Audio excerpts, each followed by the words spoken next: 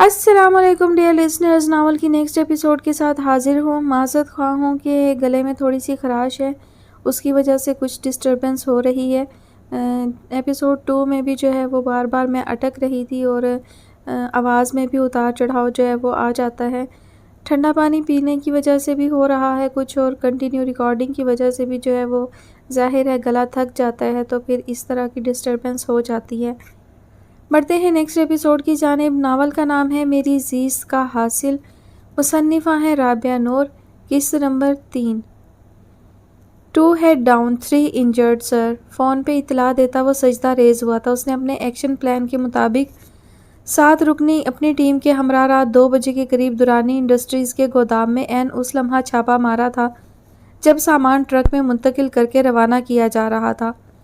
گولیوں کی تڑتڑاہٹ میں مشن کو کامیاب بنایا گیا۔ 2 لوگوں کو جان سے مارا جبکہ 3 زخمی گرفتار ہوئے۔ بھاری تعداد میں اسلحہ اور ہیروئن قبضے میں لی جا چکی تھی۔ 3 اغوا شدہ لڑکیاں بھی بازیاب کروائی گئی تھیں۔ مزید کی تفتیش جاری تھی۔ بطور پولیس سروس یہ اس کی پہلی کامیابی تھی۔ میڈیا میں اس خبر کو خاص کوریج کے ساتھ دکھایا جا رہا تھا۔ درانی نے اپنے شاہانہ اور پرآسائش ڈرائنگ روم میں بیٹھے اس خبر کو نشر ہوتے دیکھ کر غصے سے ٹی وی بند کر کے ریموٹ پٹک دیا۔ سلطان کو فون لگاؤ، اس نے اپنے خاص آدمی کو حکم دیا۔ اب اس کو شاید مستقبل کا لائحہ عمل طے کرنا تھا۔ ان کا کروڑوں کا نقصان جو ہوا سو ہوا۔ پولیس کے ہاتھ ان کے ناجائز کام کے چند ثبوت بھی لگ گئے تھے۔ اسی سوچ نے اس کی پریشانی بڑھا دی۔ حسان کو اس کامیابی کے بعد خوب پذیرائی ملی تھی۔ یوں اس نے کامیابی کے ساتھ شہرت کی پہلی سیڑھی بھی پار کر لی تھی۔ لیکن شہرت ہر کسی کو راس نہیں آتی۔ اس کی کامیابی کو سب نے ہاتھوں ہاتھ لیا تھا۔ علیزہ نے فون کر کے مبارکباد دی۔ کیس کی پہلی سیڑھی وہ چڑھ چکا تھا۔ اعتماد بحال ہوا، تندہی اور دل جمعی سے آگے بڑھنے لگا۔ سال کے آخری ایام میں سردی کا احساس مزید بڑھ گیا تھا۔ درجہ حرارت -ڈگری تک پہنچ گیا تھا۔ کبھی کبھی سورج کی نرم گرم دھوپ جسم کو تقویت دیتی تھی، ورنہ بادلوں کا بسیرا رہتا تھا۔ یونیورسٹی میں تعطیلات کا اعلان ہو چکا تھا۔ علیزہ بھی اگلے دن کی فلائٹ سے کراچی روانہ ہو گئی تھی۔ گفتگو اچھی لگی، ذوق نظر اچھا لگا، مدتوں کے بعد کوئی ہم سفر اچھا لگا۔ پچھلے کچھ دنوں سے شانزے کو موبائل پہ کسی اجنبی نمبر سے پیغامات موصول ہو رہے تھے۔ کئی بار سوچا کہ کال کر کے پوچھے، لیکن ازلی بزدلی آڑے آ رہی تھی۔ خیال کیا کہ نظر انداز کر دے۔ یہ صبح کا منظر بھی قیامت کا حسین ہے تکیہ کہیں، زلف کہیں، خود وہ کہیں ہے۔ ابھی وہ سو کر اٹھی تھی کہ صبح بخیر کا نیا پیغام جگمگا رہا تھا۔ کچھ پل سوچنے کے بعد اس نے ڈرتے ڈرتے ایک لفظی جملہ کون لکھا اور سینڈ پر کلک کر دیا۔ ایک شناسہ، بہت جلدی بھول گئی آپ، بادام کھایا کریں، افاقہ ہوگا۔ کچھ دیر بعد جواب موصول ہوا۔ پیغام پڑھنے کے بعد اس نے چند پل سوچا، لیکن صبح صبح ذہن کچھ بھی سوچنے سے انکاری تھا، اسی لیے پوچھنا ہی مناسب جانا۔ پلیز کون ہیں آپ؟ اب کے ڈر کا عنصر غالب تھا۔ بے بسی سے پوچھا۔ میسج بیپ کی بجائے موبائل ٹون بج اٹھی۔ اس نے شاید لفظوں میں چھپی بے بسی اور ڈر کا عنصر محسوس کر لیا تھا۔ مس شانزے احمد، آپ تو میرے اندازوں سے بھی زیادہ بزدل نکلی۔ اف، کیا ہوگا آپ کا؟ دوسری جانب سے تعصب بھری آواز سنائی دی۔ مخالف کی آواز سنتے ہی خوف کی جگہ بے یقینی اور حیرانی نے لے لی تھی۔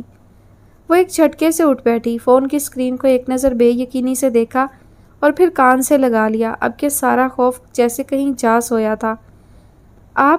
آپ کو میرا نمبر کہاں سے ملا؟ لہجے میں بے یقینی تھی۔ وہ متحیر ہو رہی تھی۔ کہا تھا نا کہ ساری معلومات میں اپنے ذرائع سے ہی لے لوں گا۔ نمبر بھی شاید میں نے اسی سے لیا تھا، اگر جو آپ کو یاد ہو۔ اب تو ہمارے ذرائع کے مخلص ہونے پہ کوئی شک نہیں ہے آپ کو۔ اور اسے تو اس کے ذرائع کا سوچ کر اور اپنی کم عقلی پہ ہنسی آ رہی تھی۔ ریدا کے گھر دعوت کے اگلے روز جب وہ صبح صبح قدرے پریشانی میں اس کے ڈپارٹمنٹ پہنچا تھا، وہ اسے ڈپارٹمنٹ کی سیڑھیوں پہ ہی بیٹھی نظر آ گئی تھی۔ السلام علیکم، اسے دیکھتے سلامتی بھیجی۔ وعلیکم السلام، آپ یہاں اتنی صبح؟ سب خیریت ہے؟ تعجب کے احساس میں گھر کر شانزے نے سوالات کی بوچھاڑ کر دی۔ ہاں ذرا اپنا فون دینا، ایمرجنسی ہو گئی ہے، ایک بہت ضروری کال کرنی ہے۔ اس کے سوالات کو نظر انداز کرتا انتہائی پریشانی اور عجلت کے عالم میں اس نے کہا تو اس نے بھی بغیر کچھ پوچھے کہے فوراً فون اس کی جانب بڑھا دیا۔ حسان نے جلدی سے ایک نمبر پہ کال کی۔ اس دوران وہ خاموشی سے دانتوں میں انگوٹھا دبائے اس کے چہرے کے تاثرات نوٹ کرتی رہی تھی۔ وہ انتہائی پریشان دکھائی دے رہا تھا۔ دوسری جانب سے شاید کسی نے کال اٹینڈ نہیں کی تو مایوس ہو کر اس نے موبائل واپس تھما دیا۔ اور آنن فانن غائب ہو گیا، لیکن وہ اس روز سارا دن اسی کے بارے میں سوچتی رہی تھی کہ ایسی کیا ایمرجنسی ہو سکتی ہے، مگر کوئی سرا ہاتھ ہی نہیں آیا۔ علیزہ کو ہسپتال ڈراپ کرنے کے بعد واپسی کا موڑ مڑتے اس کے ذہن میں ایک خوشگوار خیال آن وارد ہوا۔ وہ پریشان ہونے کی سی اداکاری کرتا اس کے پاس پہنچا اور اس سے موبائل لے کر اپنے موبائل پر کال کی۔ آنے سے پہلے وہ اپنا موبائل سائلنٹ پر کرنا نہیں بھولا تھا۔ ہونٹ بھیجے نفی میں سر ہلاتا موبائل واپس تھمایا اور جیسے آیا تھا ویسے ہی واپس پلٹ گیا۔ محض چند پل ہی لگے تھے اس ساری کاروائی میں۔ کچھ دور جا کر پلٹ کر اس نے دیکھا تو وہ اسی جگہ پہ ساکت کھڑی پریشان اور مضطرب دکھائی دی۔ وہ اس کی حالت سے محظوظ ہوتے ہوئے گھر لوٹ آیا۔ تو یہ آپ کا نمبر ہے اور اس دن کوئی ایمرجنسی نہیں تھی، سب ڈرامہ تھا۔ معلوم ہے میں گھر آ کر کس قدر پریشان رہی۔ حال میں واپس آتے اس نے تنک کر کہا، جی محترمہ، یہ میرا ہی نمبر ہے، اس کو محفوظ کر لیں اور اسی بہانے تم نے کچھ دیر کے لیے میرے بارے میں سوچا تو صحیح۔ شوق لہجے میں اس نے کہا تو وہ بے ساختہ مسکرائی تھی کہ فون کی دوسری جانب اس نے آنکھیں میچ کر اس کی مسکراہٹ اپنے ارد گرد محسوس کی تھی۔ میں پھر کال کروں گا، ابھی کسی کام سے جا رہا ہوں، اللہ حافظ۔ اتنا کہہ کر کال ڈسکنیکٹ کر دی اور وہ موبائل ہاتھ میں تھامے ایک بار پھر سے مسکرا دی کہ ایک بار پھر میسج بیپ سنائی دی۔ میسج کھول کر چیک کیا، ایک آنکھ دبائے والا ایموجی تھا۔ اس کی مسکراہٹ اب باقاعدہ ہنسی میں بدل گئی۔ چند سیکنڈ ہونٹوں پر مسکراہٹ لی اسے سوچنے میں گزرے، پھر موبائل بیڈ پر پھینکتی اٹھ کھڑی ہوئی اور مسکراتے ہوئے سلیپر پیروں میں اڑ سے اور واش روم کی جانب بڑھ گئی۔ جانے کیوں اسے صبح حسین لگنے لگی تھی۔ کراچی کا دسمبر اسلام آباد کے دسمبر سے قدرے مختلف تھا، نہ تو ویسی خنکی کا احساس تھا، نہ ہی سارا دن آسمان پہ بادلوں کا بسیرا رہتا تھا۔ رابیل کے اس اپارٹمنٹ میں آج کل جیسے خوشیوں کی بارات اتر آئی تھی۔ جس گھر میں خاموشی کا راج رہتا تھا، پچھلے 3 دن سے علیزہ کی باتیں اور ہنسی گونج رہی تھی۔ اس گھر کے در و دیوار کہاں عادی تھے ان خوشیوں بھرے لمحات کے۔ آج علیزہ نے رات کے کھانے میں خاص چائنیز کا اہتمام کیا تھا۔ وہ ایک اچھی کوک بھی تھی، پاکستانی کھانوں کے علاوہ کانٹیننٹل کھانا بھی بہت اچھا بناتی تھی۔ کھانا بنانا اس نے رابیل سے سیکھا تھا۔ لاؤنج سے ملحقہ اوپن کچن میں کھانا بنانے کے ساتھ ساتھ وہ پچھلے تمام عرصے کی رودات بھی سنا رہی تھی۔ رابیل لاؤنج میں صوفے پہ بیٹھی کافی کے گھونٹ بھرتی لبوں پر مسکراہٹ لیے توجہ سے اس کو سن رہی تھی۔ کبھی وہ کوئی سوال پوچھ لیتی تو علیزہ اس کے جواب میں ایک لمبا سا واقعہ سنانے میں لگ جاتی۔ وہ جانتی تھی کہ وہ 3 ماہ کی ساری رودات جب تک اس کے گوش گزار نہ کرے گی اس کو چین نہیں آئے گا۔ کب کیا کھایا، کس سے کیا بات کی، کس سے کب ملی، ایک ایک بات وہ نگاہوں میں پیار سموئے اس کو سنے گئی۔ ہمیشہ یہی ہوتا تھا، رابیل زیادہ تر سامعہ کا ہی کردار ادا کرتی۔ وہ ہمیشہ مختصر بات کرتی یا صرف مسکرانے پر اکتفا کرتی تھی کہ ہنسنا انہوں نے عرصہ ہوا چھوڑ دیا تھا۔ ان کی زندگی میں سوچنے کے لیے بہت کچھ تھا۔ کچھ لمحوں بعد علیزہ کچن کے کام نمٹا کر ساتھ آ بیٹھی تو رابیل نے خاکی لفافہ اس کی جانب بڑھایا، جسے اس نے حیرت سے تھاما اور سوالیہ نظروں سے انہیں دیکھا۔ یونیورسٹی کی جانب سے میری پرفارمنس کی بنیاد پر ایک ہینڈسم بونس ملا تھا، تو حسان کو کہہ کر تمہارے لیے گاڑی خریدی ہے۔ اسی کے پیپرز ہیں، سارا پیپر ورک مکمل ہے، یہ اس کی کاپی ہے، رکھ لو، ضرورت پڑ سکتی ہے۔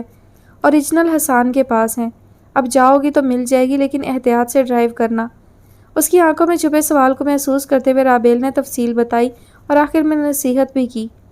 کچھ پل تو وہ بول ہی نہیں سکی، گاڑی اس کی ضرورت تھی۔ اس نے چاہت کے باوجود انہیں اپنی ضرورت کے بارے میں نہیں بتایا تھا، مگر وہ بنا کہے اس کی ضرورت جان گئی تھی۔ اس لمحے ان پیپرز کو دیکھ وہ ششدر رہ گئی۔ فرتے جذبات سے مخمور وہ بے اختیار ان کے گلے لگی اور گلوگیر آواز میں صرف اتنا ہی کہا، oh mama, thank you so much for ایوری تھنگ۔ جواب میں وہ مسکرا دی اور چند لمحے اس کے چہرے پر پھیلی خوشی کو دیکھتی رہی، پھر آگے بڑھ کر اس کی پیشانی چوم لی۔ علیزہ نے ڈرائیونگ لائسنس تقریباً 3 سال قبل لیا تھا۔ کراچی میں تو کبھی کبھی رابیل کی گاڑی استعمال کر لیتی تھی، مگر اسلام آباد میں ایسا اتفاق کبھی نہیں ہوا تھا۔ اب اس کی یہ خواہش بھی پوری ہو رہی تھی۔ نکل جاؤ میرے گھر سے، کوئی حق نہیں ہے تمہیں یہاں رہنے کا، کوئی بہت زور سے چلایا تھا۔ نہیں، ایسے مت کہیں، میں نے کچھ نہیں کیا، میرا یقین کریں، میں جھوٹ نہیں بول رہی، پلیز مجھے سنیں، مجھے دیکھیں، ایسا کچھ نہیں ہے۔ آوازیں ٹوٹ ٹوٹ کر آ رہی تھیں۔ میں کیسے بھول گیا جو اپنے باپ کو دھوکہ دے سکتی ہے، میں کیا چیز ہوں؟ رابیل کو لگا کسی نے اسے چابک دے مارا ہو، تکلیف سے آواز ہی نہیں نکل پا رہی تھی۔ انہوں نے چیخنا چاہا مگر آواز جیسے حلق سے نکلنے سے انکاری تھی۔ ہڑبڑا کر اٹھی، منظر بدلا، خود کو بیڈ پر پایا۔ بے ربط سانسیں اور پسینے سے شرابور ارد گرد نگاہ دوڑائی تو دیکھا کہ گھڑی کی سوئیاں رات کے 3 بجا رہی تھیں۔ ماضی کی تکلیف دہ یادیں کبھی کبھی خواب میں روز اول کی طرح روشن ہو جاتی تھی۔ پانی کے چند گھونٹ بھر کر انہوں نے سر بیڈ گراؤنڈ سے لگا دیا۔ نظریں چھت پہ ٹکی تھی۔ زندگی کے ایک غلط فیصلے نے ان کو زندہ لاش بنا دیا تھا۔ زندگی اسی ایک مقام پہ رک گئی تھی۔ بعد کی زندگی میں تو موت کی سی وحشت اور سناٹا تھا۔ اللہ معاف کر دیتا ہے لیکن بندے معاف نہیں کرتے، انہوں نے بے اختیار سوچا۔ کچھ لمحوں بعد اٹھی، واش روم میں جا کر ٹھنڈے پانی کے چھینٹے منہ پہ مارے اور کمرے میں موجود اسٹڈی ٹیبل پہ رکھی کالی ڈائری کھول کر بیٹھ گئی۔ ابا کے ہاتھ کی لکھی یہ ڈائری ان کی زندگی کی ان تاریک راتوں کی ساتھی تھی، جیسے تاریک اور حبس زدہ رات میں روشن ہوادار کھڑکیاں ہوں۔ جب بھی وہ پریشان ہوتی یا گھٹن محسوس ہوتی، ابا کے لکھے الفاظ آکسیجن کا کام کرتے تھے۔ اب بھی وہ اسے کھول کر بیٹھ گئی۔ کئی بار کے پڑھے الفاظ آج بھی یوں لگتے تھے جیسے پہلی بار پڑھ رہی ہیں۔ باقی کی رات اب یوں ہی تمام ہونی تھی، یہ بات وہ جانتی تھی، جبکہ برابر والے کمرے میں علیزہ اس سب سے بے خبر پرسکون سو رہی تھی۔ سال کا آخری سورج ڈوب چکا تھا۔ اگلی صبح نئے سال کا سورج طلوع ہونا تھا۔ نئے سال کی تقریبات دیکھنے کو وہ ضد کر کے رابیل کو ساتھ لیا آج ساحل سمندر پر چلی آئی تھی۔ ساحل سمندر پہ منچلے لڑکوں کا رش تھا۔ سمندر میں اترنے کی بجائے انہوں نے پارکنگ کے قریب ہی رہنے کا فیصلہ کیا۔ سمندر پہ پڑتی آدھے چاند کی روشنی کا عکس رات کے اس پہر دیکھنے والے کی آنکھوں کو خیرہ کر رہا تھا۔ ٹھنڈی ہوا کے جھونکے سردی کی شدت کو بڑھا رہے تھے۔ رابیل شلوار سوٹ میں ملبوس، جرسی پہنے، شال کندھوں کے گرد اوڑھے، گاڑی کے بند دروازے سے ٹیک لگائے کھڑی تھی۔ ان کی چمکدار سیاہ خوبصورت آنکھوں میں اب ہمہ وقت ایک پراسرار سی اداسی ڈیرے ڈالے رکھتی تھی۔ علیزہ اپنے مخصوص بلیک لانگ کوٹ میں ملبوس ہاتھوں کو آپس میں رگڑتی چاند کو دیکھ رہی تھی، جو کچھ ہی منٹوں کے بعد نئے سال میں داخل ہونے والا تھا۔ ساحل کی ٹھنڈی ہوا اس کے کھلے سیاہ بالوں کے ساتھ اٹکیلیاں کر رہی تھی۔ لمبے بال بار بار چہرے پر آ ٹھہرتے تھے، جن کو وہ ایک جھٹکے سے پیچھے ڈال کر پھر سے محبت بھری نرم نگاہوں سے رابیل کو دیکھتی، ان سے باتوں میں مصروف ہو جاتی تھی۔ اس سمے رابیل کی آنکھوں میں خاص چمک اتری ہوئی تھی۔ علیزہ جب بھی ان کے ساتھ ہوتی تھی، ان کی آنکھوں کی چمک یوں ہی بڑھ جاتی تھی۔ وہ دیکھ سکتی تھی کہ ان کی خوبصورتی، شخصیت کا وقار اور متانت آج بھی کسی نوعمر لڑکی کے حسن کو مات دے سکتا تھا۔ جبھی کسی خیال کے تحت اس نے پوچھا، مما آپ نے کبھی محبت کی ہے؟ انہوں نے چونک کر اسے دیکھا۔ دایاں ہاتھ بے اختیار گردن میں جھولتی زنجیر پہ جا رکا۔ میں نے محبت نہیں پرستش کی تھی، انہوں نے سوچا، پھر سنبھل کر پوچھا، تمہیں ایسا خیال کیوں آیا؟ سوال کے بدلے سوال۔ جس محبت میں ماضی کی دھول پڑ جائے اس کا اعتراف کرنا آسان نہیں ہوتا۔ بس یوں ہی، آپ بتائیں نا، اس نے اصرار کیا۔ محبت کرتا کون ہے؟ یہ کم وقت تو خود بخود ہونے والا جذبہ ہے، اور ایک کمزور لمحے کا محتاج۔ ایسا لمحہ جو ہمارے دل پہ حاوی ہو جاتا ہے کہ بعد کی دنیا کے رنگ ہی نکھر جاتے ہیں۔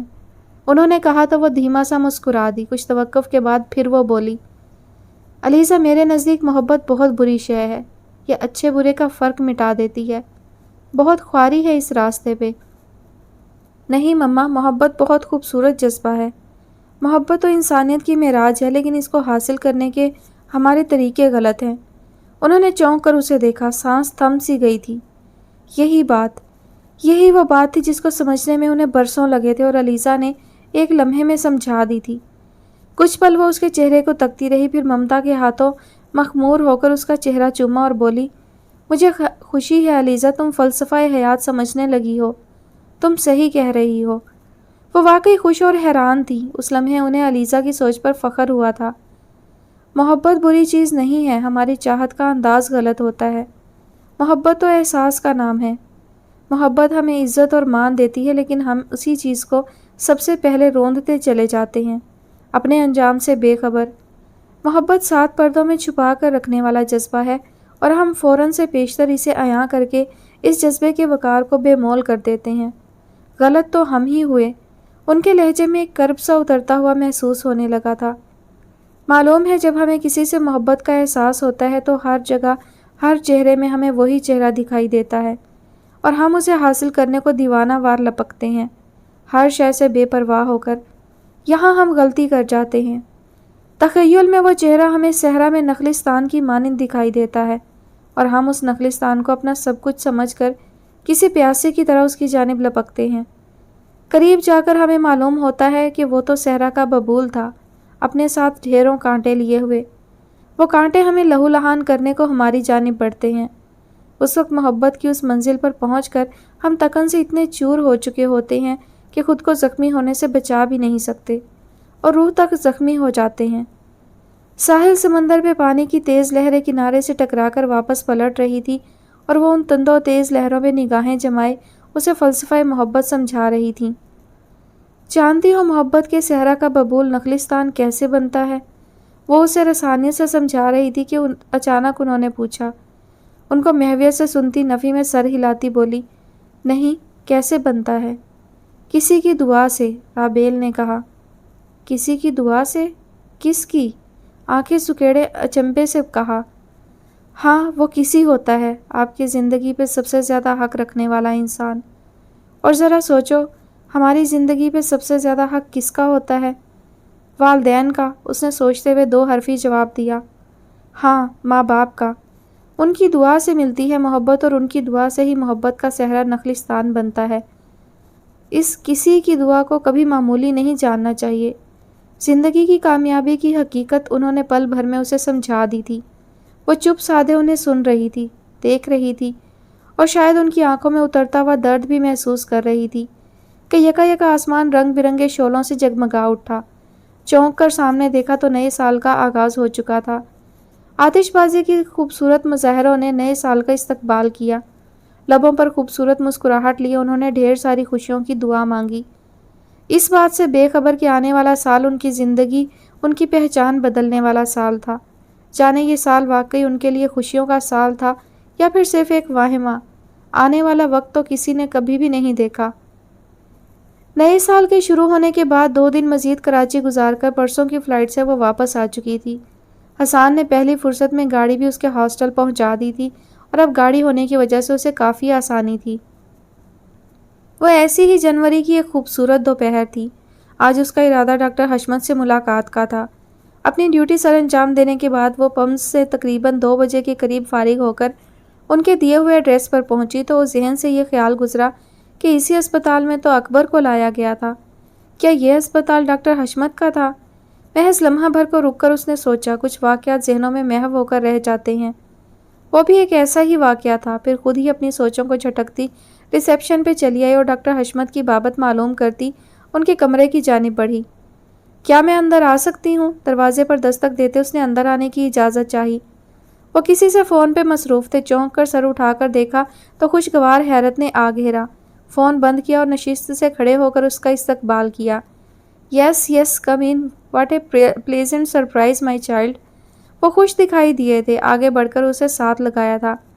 السلام علیکم سر، پورے اعتماد لہجے میں سلامتی بھیجی۔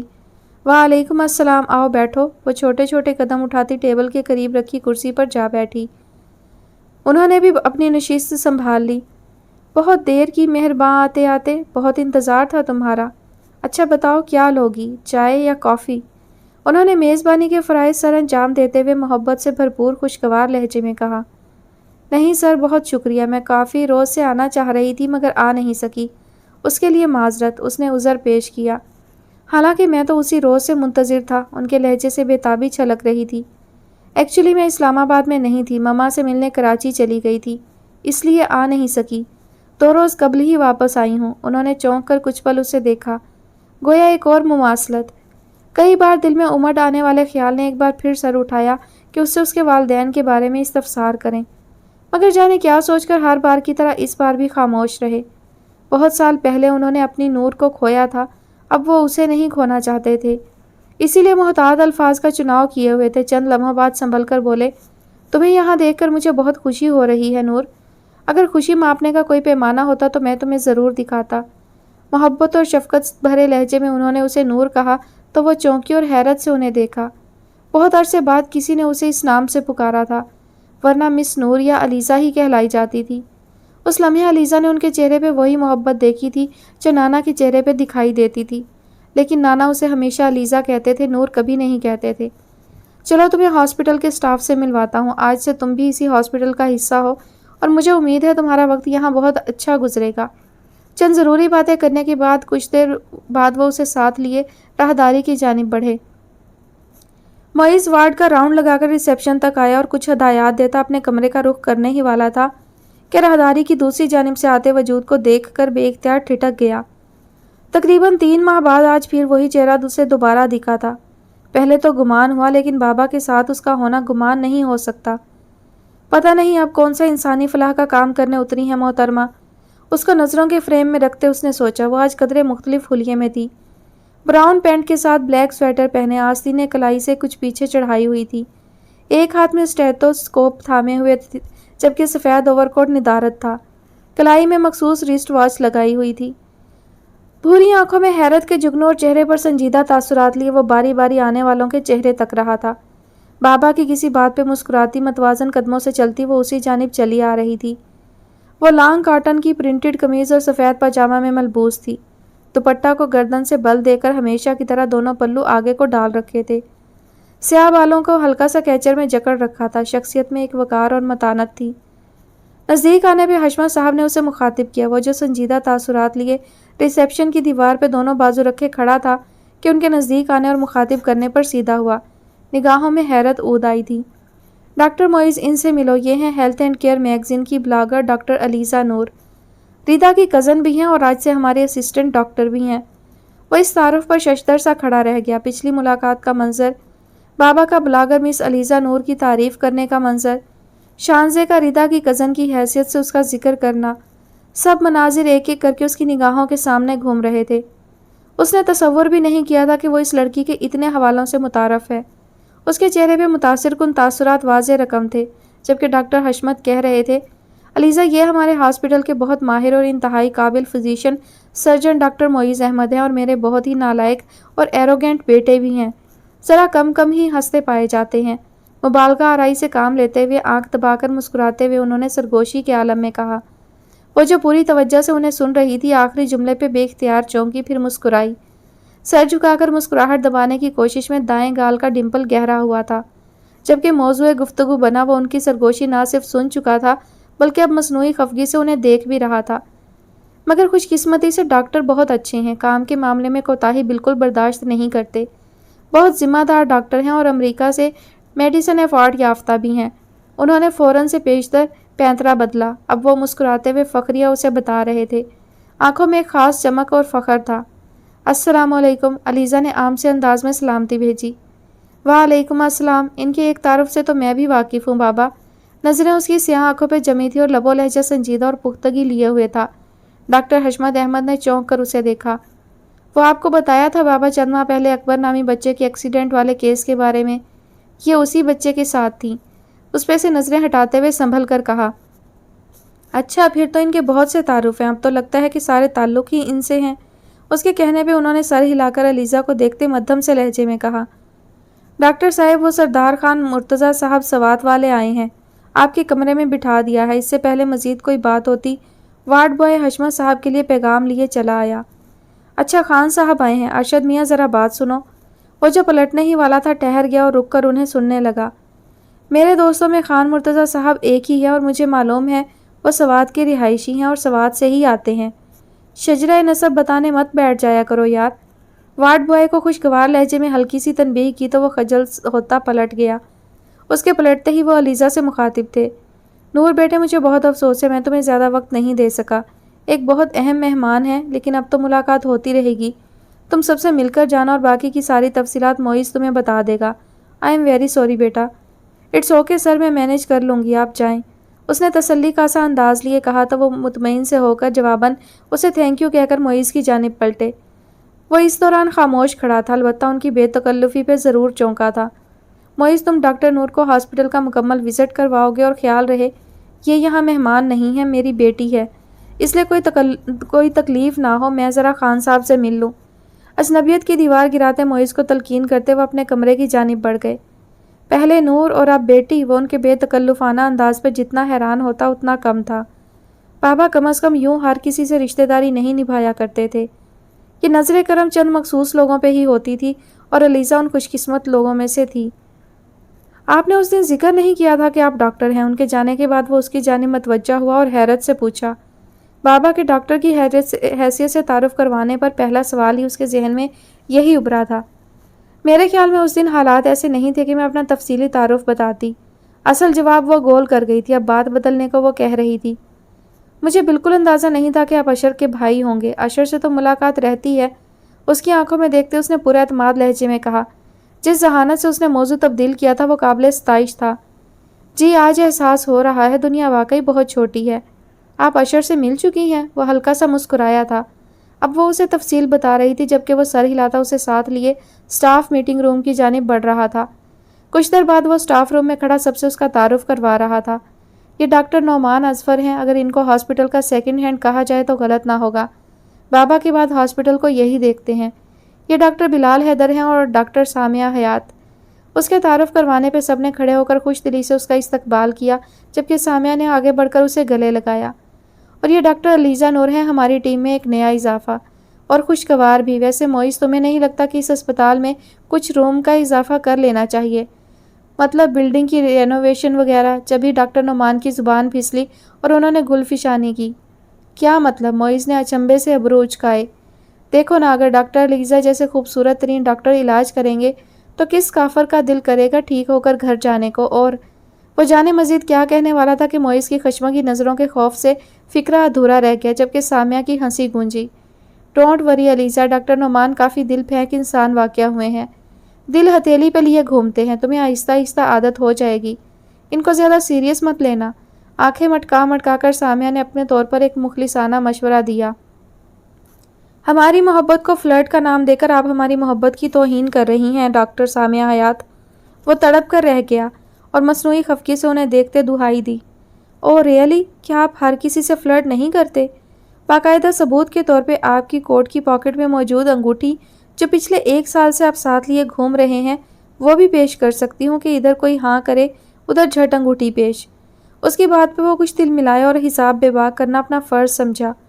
اب ایسی بھی کوئی بات نہیں، آپ کو دیکھ کر تو آج تک دماغ میں ایک آدھ شعر تک نازل نہیں ہوا، جبکہ ڈاکٹر علیزہ کو دیکھ کر تو پوری کی پوری غزل کی آمد ہو چکی ہے۔ ویسے بھی جو قابل تعریف ہیں ان کی تعریف ہی کی جاتی ہے۔ اب آپ کو تو تعریف کی الف کا بھی نہیں معلوم۔ اس کی بات پہ جہاں سامیہ دل ملائی وہیں علیزہ بھی حیرت سے دنگ رہ گئی۔ وہ محسوس کر سکتی تھی کہ 30-32 سالہ ڈاکٹر نعمان بلا شبہ ایک دلچسپ اور پرمزہ انسان تھے، لیکن یوں موضوع گفتگو بننا اسے اچھا نہیں لگ رہا تھا، مگر کہہ نہیں سکتی تھی کیونکہ تعریف میں الف کہیں نہیں آتا، اس لیے مجھے نہیں آپ کو سیکھنے کی ضرورت ہے، اس نے چبا کر کہا اور واک آؤٹ کرتی کونے میں پڑی کرسی پر جا بیٹھی۔ نعمان نے دل جلانے والی مسکراہٹ لیے اسے دیکھا۔ اس سے پہلے بات مزید بڑھتی معیز نے بروقت دخل اندازی کرنا مناسب سمجھی تھی۔ مس علیزہ گھبرائیے گا مت، یہ سب یہاں روز کا معمول ہے، گہری سانس اندر کھینچتے ہوئے عام سے انداز میں کہا۔ علیزہ نے مشکور نگاہ سے اسے دیکھا۔ آپ تشریف رکھیں ڈاکٹر سامیہ، آپ ان کو کمپنی دیں، مجھے ابھی ایک پیشنٹ کو دیکھنے جانا ہے۔ رسٹ واچ پر ایک نظر ڈالتے ہوئے سنجیدگی سے اس نے کہا اور باہر نکل گیا۔ وہ خود جو صرف 1 گھنٹہ رکنے کا ارادہ لیے آئی تھی 3 گھنٹے گزارنے کے بعد واپس جا رہی تھی۔ سامیہ کی کمپنی میں وقت گزرنے کا احساس ہی نہیں ہوا تھا۔ اس دوران وہ علیزہ کو مختلف وارڈز کا دورہ کرواتے اسے سب سے متعارف بھی کروا رہی تھی۔ 28-29 سالہ سامیہ خوش مزاج اور ہنسمکھ طبیعت کی مالک لڑکی تھی اور 4 سال سے اسی ہاسپٹل میں جاب کر رہی تھی، جبکہ 25-26 سالہ ڈاکٹر بلال کچھ ریزروڈ اور خاموش طبع لگے۔ 1.5 ماہ بعد اسلام آباد میں جنوری کی یک سردی کا احساس ختم ہو کر مارچ کا آغاز ہو چکا تھا۔ درختوں نے سبز لباس اوڑھ لیا تھا، فضا میں جا بجا موتیوں اور گیندے کے پھولوں کی خوشبو تھی۔ کہیں کہیں گلاب کے پھولوں کی کونپلیں بھی دکھائی دیتی تھیں، جن کے کھلنے میں ابھی کچھ وقت تھا۔ دھوپ کی پرسکون نرم کرنیں اب کچھ چبھن زدہ محسوس ہوتی تھی۔ حسان خلاف معمول آج سرے شام گھر آ گیا تھا۔ کھانے سے فراغت کے بعد اب وہ لاؤنج میں صوفے پر نیم دراز بازوؤں کا تکیہ بنائے کرنٹ افیئرز کا کوئی پروگرام دیکھ رہا تھا۔ خلیل صاحب اپنے دوست کے ہاں گئے تھے، وہ اکیلا لاؤنج میں موجود تھا جب نگار اس کے لیے کافی لیے چلی آئیں۔ حسان کافی؟ ارے واہ، آج تو ملکہ عالیہ نے اپنے خوبصورت ہاتھوں سے اس سلطنت کے غلام کے لیے خود کافی بنائی ہے۔ لیٹے لیٹے کافی کا مگ تھامتے ماں سے مخاطب ہوا، لہجہ شرارت لیے ہوئے تھا۔ اس کے سلطنت کہنے پہ انہوں نے اسے خفگی سے دیکھا۔ بس بغیر سوچے سمجھے شروع ہو جایا کرو، روز تو آدھی رات کو گھر آتے ہو اور پھر ہم سے گلا کرتے ہو کہ ہم وقت نہیں دیتے۔ انہوں نے شکوہ کیا تو جواباً اس کا کہا گونجا، میری جاب ہی ایسی ہے مما، پھر بھی کوشش کروں گا کہ وقت پر آ جایا کروں، مسکراتے ہوئے کہا اور کافی کے گھونٹ بھرنے لگا۔ ہاں تم نے کہا اور ہم نے مان لیا، طنزاً کہا تو اس کا کہا سنائی دیا۔ وہ گھونٹ گھونٹ کافی کا سیال اپنے اندر انڈیل رہا تھا جب نگار کی آواز سنائی دی۔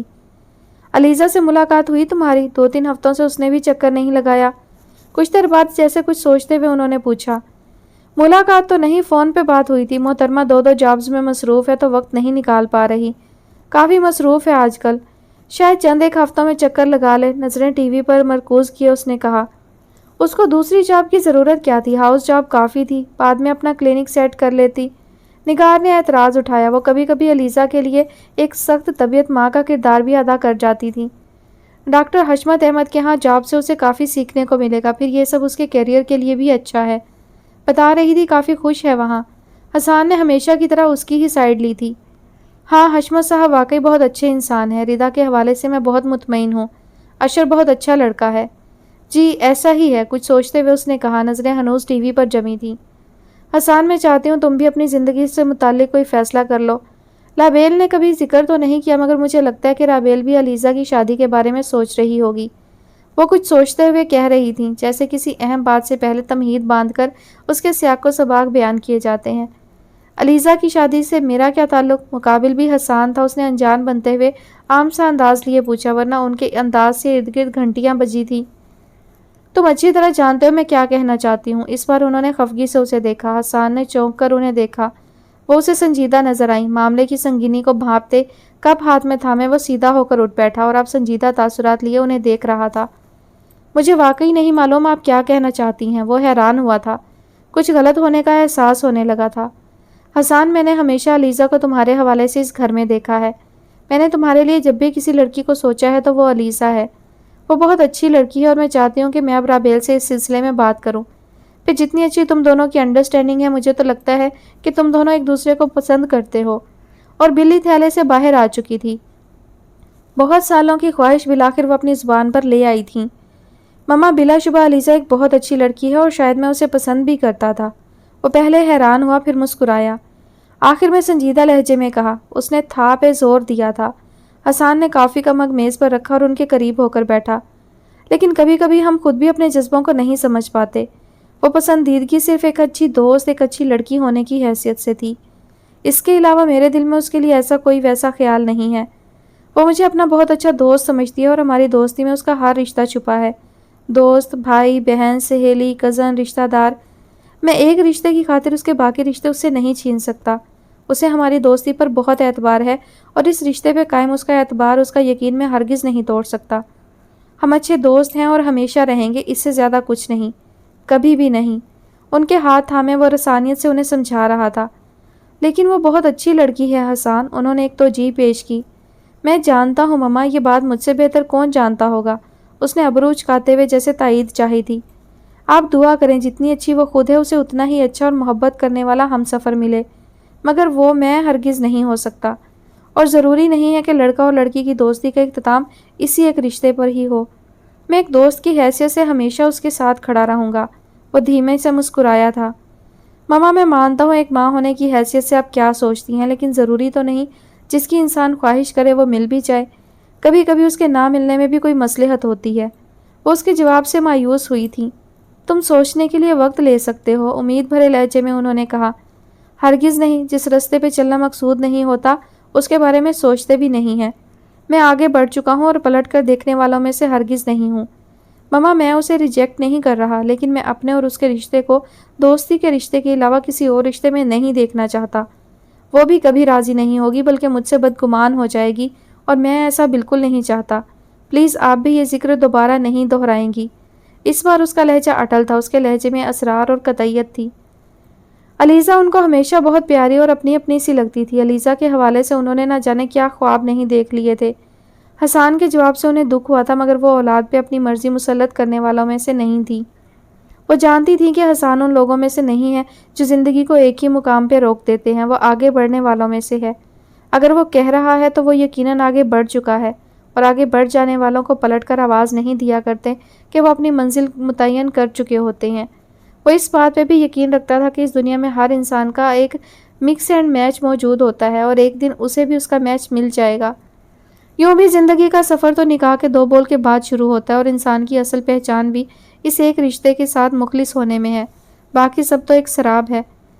ٹھیک ہے، پھر تم نے اپنے بارے میں کیا سوچا ہے؟ مایوسی بھری گہری سانس بھر کر خفگی لیے انہوں نے اسے دیکھتے ہوئے پوچھا۔ میرے لیے بھی خدا نے کوئی حسینہ دنیا کے کسی کونے میں اتاری ہی ہوگی، ان کے خفا خفا سے چہرے کو دیکھتے شرارت سے کہا۔ یہ کہتے اس کی نظروں کے سامنے ایک معصوم سا چہرہ نمودار ہوا تھا۔ لب آپ ہی مسکراہٹ میں ڈھل گئے۔ بس خیال کرنا کہیں افریقہ کے جنگلوں میں نہ ہو، اس کے لہجے میں چھپی شرارت کو محسوس کرتے ہوئے انہوں نے سر جھٹکتے ہوئے خفگی بھرے لہجے میں کہا، اور برتن سمیٹتی کچن میں چلی گئیں۔ واپس آئیں، اس کو اسی پوزیشن میں بیٹھے دیکھا۔ اب کیا سوچ رہے ہو؟ بے اختیار وہ پوچھ بیٹھی۔ وہ جو کسی اور کے خیال میں گم تھا ایک دم چونکا۔ سوچ رہا ہوں اگر افریقہ میں بارات لے کر جانا پڑی تو کتنا خرچہ آئے گا۔ وہ شرارتی آنکھوں کے ساتھ خود پہ بلا کی سنجیدگی طاری کیے ہوئے تھا۔ نہیں میری ماں، میری ناتواں جیب یہ ظلم نہیں سہ پائے گی، کبھی نہیں۔ مسکراہٹ دبائے سنجیدہ لہجے میں کہا۔ وہ جھنجھلا کر رہ گئیں۔ کبھی سنجیدہ بھی ہو جایا کرو۔ ان کے چہرے پہ جھنجھلاہٹ طاری ہوتے دیکھ کر مسکراتے ہوئے کھڑا ہوا۔ لے ہو گیا ملکہ عالیہ، ویسے آپ کی سلطنت کی شہزادی صاحبہ دکھائی نہیں دے رہی، کہاں ہے؟ واپس موڈ میں لوٹتے اس نے ردا کے متعلق استفسار کیا۔ اپنے کمرے میں پڑھ رہی ہے۔ ردا کے متعلق اس کا ایک بھائی کی طرح فکر مند ہونا انہیں ہمیشہ اچھا لگتا تھا۔ انہوں نے مسکراتے ہوئے جواب دیا، میں ذرا اس کو دیکھ لوں۔ بھی پڑھ ہی رہی ہے کہ فون پہ گفت و شنید فرما رہی ہے؟ اچھا اب اس کو تنگ مت کرنا۔ وہ ٹی وی کا ریموٹ میز پر رکھتے ہوئے بڑھا تو انہوں نے پیچھے سے پکارا، جو حکم ملکہ سلامت۔ ہاتھ کے اشارے سے کہتا زینے چڑھ گیا۔ مسکراتے ہوئے انہوں نے اس کی چوڑی پشت کو دیکھا اور نظر بد سے حفاظت کی دعا مانگی۔ سلطان ولا میں گھڑی کی سوئیوں کے مطابق رات کا پہلا پہر تھا۔ موئز ٹائٹ ٹراؤزر شرٹ میں ملبوس اپنے کمرے میں بیڈ پر نیم دراز لیپ ٹاپ پر کام کر رہا تھا جب دروازے پر دستک دے کر کسی نے اندر آنے کی اجازت چاہی۔ اس نے سر اٹھا کر دیکھا۔ پنک سلیپنگ سوٹ پہنے شانزے کو سراپا انتظار پایا۔ وہ کسی گلابی گڑیا کی مانند دکھائی دے رہی تھی۔ آؤ شانزے اندر آ جاؤ۔ اس کے کہنے پر وہ آہستہ قدموں سے چلتی بیڈ تک آئی۔ موئز نے پیر سمیٹ کر بیٹھتے ہوئے اس کے لیے جگہ بنائی۔ کیا بات ہے، سب خیریت ہے؟ تم ابھی تک سوئی نہیں؟ ایک نظر اس کی طرف دیکھا پھر گھڑی پر نگاہ ڈالتے ہوئے کہا، جہاں رات کے 11 بجنے والے تھے وہ تو 10 بجے سونے والی لڑکی تھی اور آج خلاف معمول جاگ رہی تھی۔ نیند نہیں آ رہی تھی؟ آپ مصروف ہیں؟ اس کو کام میں مصروف دیکھ کر اس نے استفہامیہ لہجے میں کہا۔ نہیں، یوں ہی میلز چیک کر رہا تھا۔ تم کہو، کچھ کہنا ہے؟ ذرا کی ذرا نظریں ہٹا کر دیکھا۔ اس نے محسوس کیا جیسے وہ کسی کشمکش میں ہے۔ بالآخر اس کی مدھم سی آواز سنائی دی، معیز بھائی آپ شادی کیوں نہیں کر رہے؟ اس کے کہنے پر پل بھر کو حیران ہوا۔ ابرو سکیڑے حیرانگی سے اس کا چہرہ دیکھا پھر دل کھول کر ہنس دیا۔ سیریسلی بچے، ڈونٹ ٹیل می کہ رات کی اس پہر تم مجھ سے یہ پوچھنے آئی ہو؟ اس کے سوال کو نظر انداز کرتا وہ ہنستے ہوئے دوبارہ لیپ ٹاپ کی طرف متوجہ ہوا۔ مجھے معلوم ہے آپ نور کی وجہ سے شادی نہیں کر رہے ہیں نا؟ اس کی ہنسی کو مکمل طور پر نظر انداز کرتی وہ بالکل سنجیدہ تھی۔ اس بار وہ برے طریقے سے چونکا۔ ہنسی تھمی، لیپ ٹاپ پر چلتی انگلیاں مزید کچھ بھی ٹائپ کرنے سے انکاری تھیں۔ چہرے پہ ایک تاریک سا سایہ لہرایا تھا جیسے اس کی کوئی چوری پکڑی گئی ہو۔ اس ایک لمحہ میں اس نے کئی رنگ بدلے تھے۔ کچھ پل تو وہ جیسے کچھ سمجھ ہی نہیں پایا تھا کہ تردید کرے کہ تصدیق۔ تم سے کس نے کہا؟ وہ سنجیدہ تھا۔ اس کی طرف دیکھا اور مختصر پوچھا، میں نے بی جان اور آپ کی باتیں سنی تھی۔ وہ شرمندہ سے سر جھکائے ہاتھوں کی انگلیاں چٹکا رہی تھی۔ اور تمہیں پتہ ہے چھپ کر کسی کی باتیں سننا اچھی بات نہیں ہے۔ اس نے ہلکی سی سرزنش کی، نظریں اسی پر جمی تھیں۔ آئی ایم سوری بھائی، پلیز مجھے بتائیں نور کون تھی؟ وہ کہاں ہے؟ اس کے لہجے میں اصرار تھا۔ کچھ پل وہ اس کے چہرے کو دیکھتا رہا۔ وہ بہت مشکل سوال پوچھ رہی تھی۔ پھر لیپ ٹاپ سائڈ پہ رکھ کر گہری سانس بھر کر اس کے ہاتھ تھام لیے۔ پتہ نہیں اپنے دل کا اضطراب چھپایا تھا کہ اس کی بے چینی محسوس کرنا چاہی تھی۔ کیوں جاننا چاہتی ہو یہ شفاف سچائیاں؟ اس کے لہجے میں دکھ تھا، اذیت تھی۔ اگر اس سچائی کا تعلق ہماری زندگیوں سے ہے تو مجھے یہ جاننے کا پورا حق ہے۔ میں اپنی ذات سے جڑی سچائیوں کو کھوجنا چاہتی ہوں۔ سچائی کا تعلق کسی کی بھی ذات سے ہو شانزے، تکلیف سب کو دیتی ہے۔ کچھ توقف کے بعد وہ بولا، ہماری زندگیوں کی حقیقت بہت تلخ ہے، نہیں سہ پاؤ گی۔ غمزدہ سا لہجہ لیے کہا، آپ بتائیں، میں سن رہی ہوں۔ اس نے قطعیت سے کہا۔ وہ انتہائی سنجیدہ تھی۔ نور احمد اس گھر کا نور تھی، ایک چھوٹی سی شہزادی کی مانند گھوما کرتی تھی۔ کیا مطلب؟ وہ حیران ہوئی۔ وہ تمہاری بہن تھی، تم سے اور عالیان سے بڑی، وجاہت چچا کی پہلی اولاد۔ اس کے بتانے پہ اس کے ہاتھوں میں تھامے شانزے کے ہاتھ پل بھر کو کانپے تھے اور پلکیں نم ہوئیں۔ سانس بالکل تھم سی گئی تھی۔ کمرے کی روشنی مدھم لگنے لگی تھی۔ وہ صحیح کہہ رہا تھا، سچائی ہمیشہ دکھ دیتی ہے اور اسے تکلیف ہوئی تھی، بہت زیادہ تکلیف ہو رہی تھی۔ اس حالت سے بے خبر وہ سر جھکائے انکشاف کر رہا تھا۔ یہ انکشاف شانز احمد کی زندگی کی حقیقت کو تہس نہس کر رہے تھے۔ میں تقریباً 9 سال کا تھا اور وہ 3 سال کی تھی جب بی جان کی خواہش پہ اور ہمارے بڑوں کی رضامندی سے ہمارا نکاح ہوا تھا۔ سب بہت خوش تھے۔ سر اٹھائے ساکت وہ اس کے جھکے سر کو دیکھ رہی تھی۔ کچھ عرصہ بعد کی بات ہے، تم اور عالیان بہت چھوٹے تھے جب تمہاری مما کے جانے کے کچھ روز بعد وہ امی جان کے ساتھ مارکیٹ گئی تھی۔ وہاں وہ کھو گئی تھی، پھر نہیں ملی۔ وہ سانس لینے کو رکا تھا جبکہ وہ سانس روکے اسے سن رہی تھی۔ 3 دن بعد پولیس کو راول لیک سے اس کی لاش ملی تھی۔ وہ مر چکی تھی۔ وہ ڈوب کر مری تھی۔ اس کے چہرے پہ اذیت تھی۔ قیامت خیز بیتے لمحوں کا عکس واضح تھا۔ شانزے نے سسکاری بھری تو اس کی آنکھ میں رکا آنسو ٹپک کر معیز کی ہتھیلی پہ آ گرا۔ مما کہاں گئی تھی؟ اس نے اٹک اٹک کر پوچھا۔ پتہ نہیں، میں نہیں جانتا۔ تم دونوں کے پیدا ہوتے ہی وہ یہاں سے چلی گئی تھی۔ اس گھر میں کوئی ان کا ذکر نہیں کرتا، کوئی نہیں جانتا وہ کہاں گئی تھی۔ وہ ہمیں چھوڑ کر چلی گئی اور پھر ان کی وجہ سے نور بھی۔ وہ اتنی ظالم کیسے ہو سکتی تھی؟ ان کو ہمارا خیال بھی نہیں آیا۔ کیا وہ زندہ ہیں؟ بے چینی ہی بے چینی تھی جو اس کے وجود میں اتری ہوئی تھی۔ میں نے کہا نا، میں اس بارے میں زیادہ نہیں جانتا۔ میں اس وقت صرف 9 سال کا تھا اور میری شادی نہ کرنے کی وجہ نور نہیں ہے۔ وہ صرف بڑوں کا ایک فیصلہ تھا، میری کوئی جذباتی وابستگی نہیں تھی۔ یہ کہتے اس کا لہجہ پل بھر کو کانپا تھا۔ حقیقت تو یہ تھی کہ وہ آج بھی ان لمحوں کی قید سے کبھی نکل ہی نہیں پایا۔ وہ چاہتے ہوئے بھی آگے نہیں بڑھ پا رہا تھا۔ کسی اپنے کو کھونے کا احساس آج بھی اس کے اندر زندہ تھا۔ آج بھی اکثر وہ اس ظالم جھیل کے کنارے جا کر گھنٹوں بیٹھا کرتا تھا جس نے اس سے اس کا ایک قریبی رشتہ چھینا تھا۔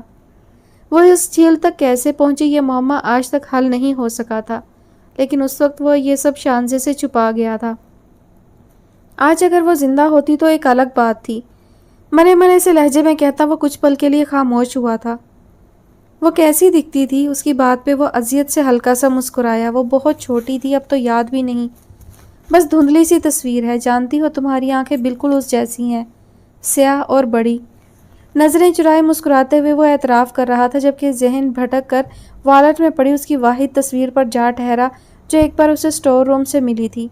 وہ اس کی 3ری سالگرہ کی تصویر تھی، نکاح سے چند دن پہلے کی تصویر۔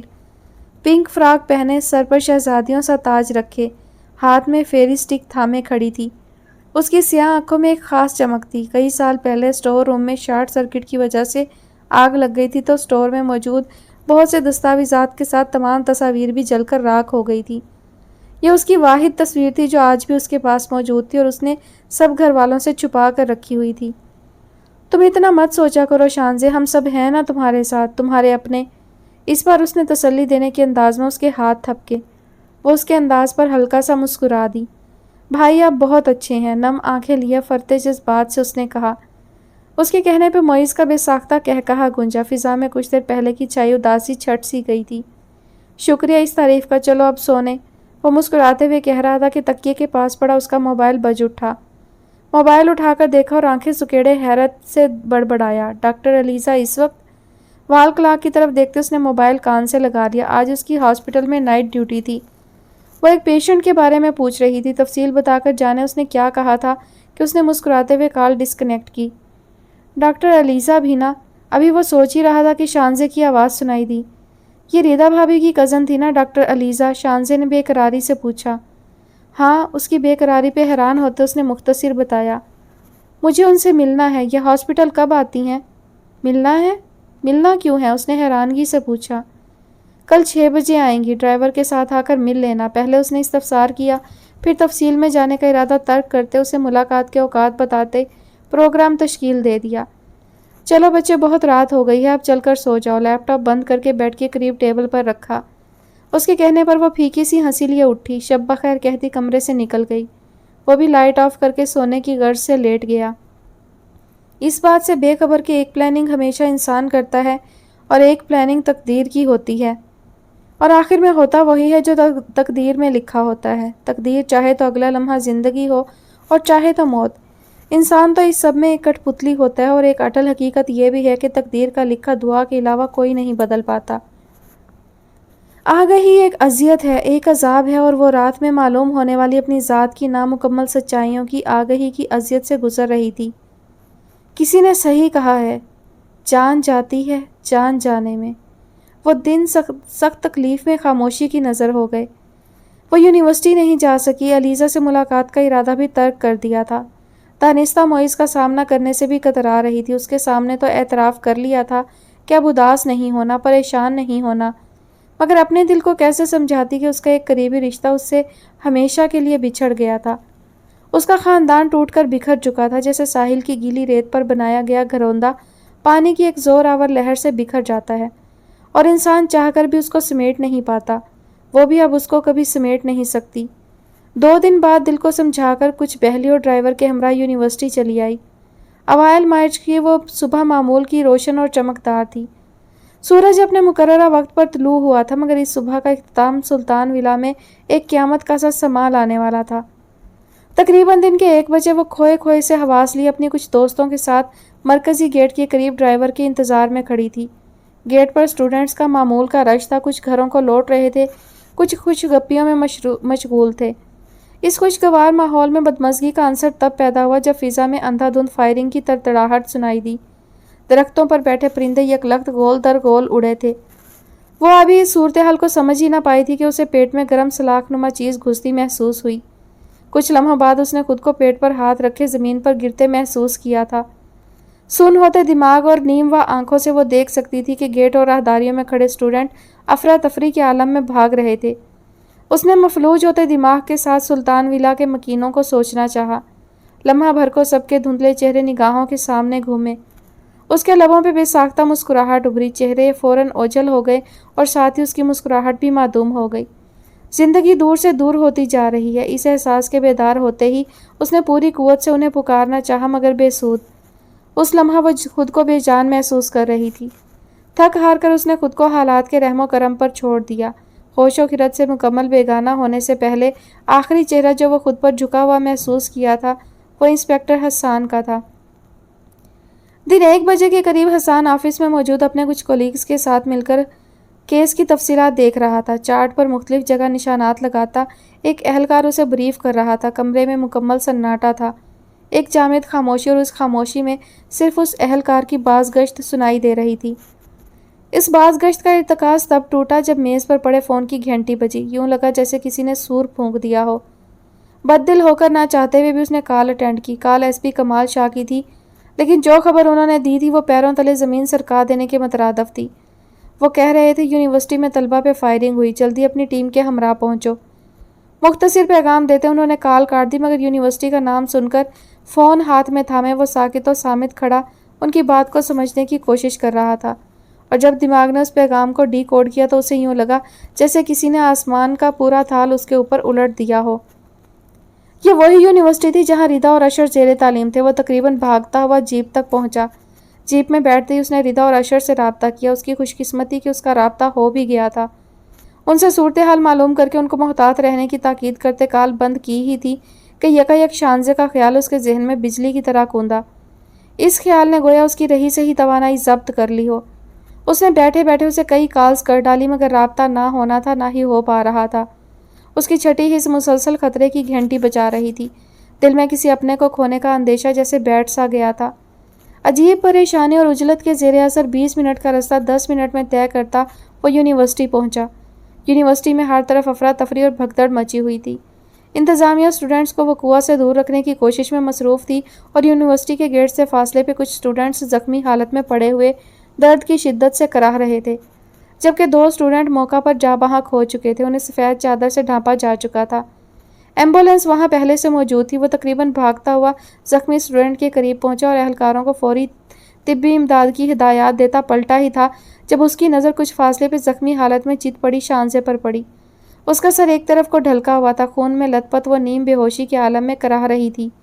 اس کے معصوم چہرے پہ شدید تکلیف کے آثار تھے۔ لمحہ بھر کو اسے لگا جیسے کسی نے اس کا دل مٹھی میں لے کر دبا دیا ہو۔ دھڑکن تھم سی گئی تھی اور حقیقت میں قدموں تلے زمین سرک گئی تھی۔ وہ تیزی سے اس کے قریب پہنچا، اسے گولی لگی تھی اور اس کی سانس انتہائی مدھم چل رہی تھی۔ وہ کمزور سی لڑکی زندگی اور موت کے درمیان جھول رہی تھی۔ کسی اپنے کو تکلیف میں دیکھنا اور اس تکلیف پہ بے بس ہونا کسے کہتے ہیں، اس بات کا احساس حسان کو آج ہو رہا تھا۔ یہ لڑکی اس کی کچھ نہیں لگتی تھی، لیکن کچھ عرصہ میں اس کے دل کے بہت قریب ہو گئی تھی کہ اس کی سوچ اور اس کی دنیا بس اسی لڑکی تک محدود ہو کر رہ گئی ہے۔ वो इर्द गिर्द से बेनियाज उस पर झुका, उसके चेहरे को थपथपाता उसको होश में रहने की तलकीन कर रहा था, मगर देखते ही देखते वो होशो खिरत से बेगाना हो गई। कुछ देर बाद अशर को सूरत हाल मालूम हुई तो वो भागम भाग वहां पहुंचा। सामने का मंजर देखकर बेख्तियार ज़मीन पर बैठता चला गया। बिल्कुल साकत नजरें हसन के मजबूत बाजुओं में कैद शानजे के बेजान वजूद पर टिकी हुई थी। सुल्तान विला की गुलबहार खून में लथपथ थी और उसका खून ज़मीन पर बह रहा था। उसे अपने अंदर गहरा सन्नाटा उतरता महसूस हो रहा था। इर्द गिर्द की कोई आवाज़ सुनाई नहीं दे रही थी। जब भी किसी के बुरी तरह झंझोड़ने पर वो चौंका। उसने देखा हसन चीख चीख कर उसे मतवज्जा कर रहा था। वो तेज़ी से ज़मीन से उठा और उसकी जानिब लपका। हसन ने मज़ीद वक्त ज़ाया किए बिना शानजे को एमरजेंसी ट्रीटमेंट के लिए अशर के हमरा हॉस्पिटल रवाना किया। इंतहाई परेशानी के आलम में उसने बाकी ज़ख्मियों को भी हस्पताल और डेड बॉडीज़ को पोस्टमार्टम के लिए रवाना किया। वो मज़ीद तफ्तीश करता कुछ शहादतें और सबूत लेकर पुलिस स्टेशन पहुंचा। ऐनी शाहिदीन के मुताबिक 4 अफराद मोटरसाइकिल पर आए और आते ही गेट के करीब खड़े स्टूडेंट्स पर फायरिंग शुरू कर दी। यूँ महसूस हो रहा था कि जैसे वो खास उन्हीं 2 लड़कों को मारने आए थे। इस सानहा में शानजे समेत 3 स्टूडेंट्स जख्मी जबकि 2 जाँ बहक हुए थे। मीडिया और अवाम में गम और गुस्सा था। चंद माह पहले की कामयाबी अब नाकामी में बदल रही थी। डॉक्टर हशमत अहमद के अस्पताल का कॉरिडोर इस वक्त अजब सोगवार मंजर पेश कर रहा था। आईसीयू में मोइज़ और डॉक्टर नुमान के हमरा डॉक्टर सामिया भी मौजूद थी और बेड पर मशीनों में जकड़ा वजूद शानजे का था। उसकी हालत के पेश नज़र कुछ देर कबल उसे ऑपरेशन थिएटर से आईसीयू में शिफ्ट किया गया था। वो मुसलसल बेहोश थी और ये खतरे की अलामत थी। एक बाजू पे खून की ड्रिप लगी थी और बूंद बूंद चढ़ाया जाने वाला खून डॉक्टर अलीज़ा नूर का था। 6 घंटे कबल उसे शदीद ज़ख्मी हालत में अस्पताल लाया गया था। एम्बुलेंस में शिफ्ट करवाने के बाद मोइज़ की खास हिदायत पर वो उसे किसी दूसरे हॉस्पिटल ले जाने की बजाय हशमत अहमद के हॉस्पिटल ले आया था। गोली पेट में लगी थी। फौरी ऑपरेशन करके गोली निकाल दी गई थी, लेकिन बहुत सा ब्लड ज़ाया होने की वजह से ब्लड की अशद ज़रूरत थी। जैसे ही सुल्तान विला में वाक़े की खबर हुई, सब हॉस्पिटल रवाना हुए। ऑपरेशन थिएटर के बाहर बीजान और खदीजा बेगम आंसू बहाती परेशान चेहरा लिए वजीफ़ा में मसरूफ़ थी। राफिया आलियान को साथ लगाए खामोश बैठी सरापाए दुआ थी। मगमूम सा चेहरा लिए अशर दीवार से टेक लगाए ऑपरेशन थिएटर के बंद दरवाजे पर निगाहें टिकाए खड़ा था। कुछ फासले पे वजाहत अहमद सर झुकाए बैठे थे। हर गुजरता लम्हा सुल्तान विला के मकीनों के दिल पे गुजर रहा था। जब ही अलीज़ा और रिता तेज़ तेज़ कदमों से चलती राहदारी की दूसरी जानिब से आती दिखाई दी। अलीज़ा हॉस्पिटल में अपनी ड्यूटी आवर्स अंजाम दे रही थी जब रिता ने फ़ोन पर उसे ये खबर दी थी। अब वो दोनों एक साथ हॉस्पिटल पहुंची थी। कैसी है वो? रिता ने अशर को देखते इस्तफसार किया। रिता के पूछने पे होंठ सख्ती से भींचे, हाथों की कपकपाहट को पैंट की जेब में उड़स कर छुपाया। दुख की शिद्दत से सुर्ख होती निगाहें उससे चुराते सर नफ़ी में हिला दिया। वो दुखी था। परेशान मत हो, अल्लाह से दुआ करो, सब ठीक हो जाएगा, मैं देखती हूँ, अलीज़ा ने तसल्ली देने के अंदाज में कहा। इस खबर से वो भी परेशान हुई थी। वो छोटी सी लड़की जिस अज़ियत से गुजर रही है, वो एहसास बहुत तकलीफ दे था। उसने एक सरसरी निगाह इर्द गिर्द डाली। कोने में बैठे वजाहत अहमद को देखकर बेइख्तियार ठिठकी। वो उन सबसे दूर कॉरिडोर के कोने में मौजूद एक कुर्सी पर सर झुकाए बैठे अलीज़ा को परेशान और पसमर्दा दिखाई दिए। उसने उनकी परेशानी और उदासी की वजह शानजे की ज़ात का महवर होना जाना, लेकिन जाने क्यों उन्हें यूँ बैठे देखकर उसके दिल में ढेरों गम उतरा। उसका दिल चाहा कि उनके पास जाकर उन्हें दिलासा दे, फिर खुद ही अपनी सोच को झटकती रुख फेर कर आगे बढ़ने ही वाली थी कि मोइज़ को ऑपरेशन थिएटर से बाहर आते देखकर रुक गई। वो मखसूस सब्ज़ लिबास में मगमूम सुस्त और थके कदमों से चलता अशर के करीब आ रहा था। भाई, अशर उसे देखते फ़ौरन उसकी जानिब बढ़ा। वजाहत अहमद भी चौंके। सर उठाकर खामोश निगाहों से उसे देखा। अशर, ब्लड का अरेंज नहीं हो पा रहा है। ए नेगेटिव ग्रुप का मिलना बहुत मुश्किल है। किसी भी ब्लड बैंक से नहीं मिला। अपने कुछ दोस्तों से मालूम करो, शायद किसी का ब्लड ग्रुप मैच कर जाए, मजबूत मगर मगमूम लहजा लिए उसने कहा। वजाहत अहमद अपने से कुछ फासले पे होने वाली उनकी गुफ्तगू नहीं सुन पा रहे थे। वो महसूस कर सकते थे कि कुछ परेशान कुन है, लेकिन आगे बढ़कर पूछने की हिम्मत वो खुद में जमा नहीं कर पा रहे थे। अल्लाह पे तवक्कल करते थक कर वहीं बैठे बैठे दोबारा सर झुका लिया। ए नेगेटिव? अलीज़ा चौंकी। आंखें छोटी करते उसने पूछा। जी, उसने बराह रास्त उसे देखते हुए कहा। मेरा ब्लड ग्रुप सेम यही है, मैं ब्लड दे सकती हूँ, उसने तेज़ी से कहा। इस बार चौंकने की बारी मोइज़ की थी। आप सच कह रही हैं?